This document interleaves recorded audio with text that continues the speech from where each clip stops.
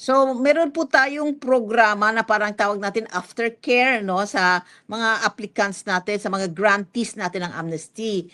So, ang gagawin po ng ating opisina through our local amnesty board, lahat ng kaso po nila na nakapending sa korte, papadismiss natin dahil nag-grant sila ng amnesty.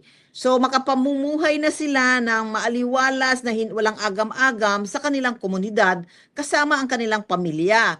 Tapos mawawala po ang mga kaso nila sa record ng NBI at sa pulis.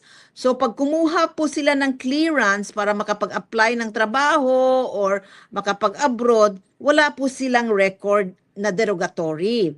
And then, kinoconnect din natin sila sa DSWD, kinoconnect din natin sila sa Department of Labor, tapos kinoconnect din natin sila po sa local government sa mga program para sa livelihood, lahat ng assistance na binibigay ng gobyerno para po madali ang kanilang pag-integrate sa ating komunidad at sila po ay tinutulungan din natin makahanap ng trabaho.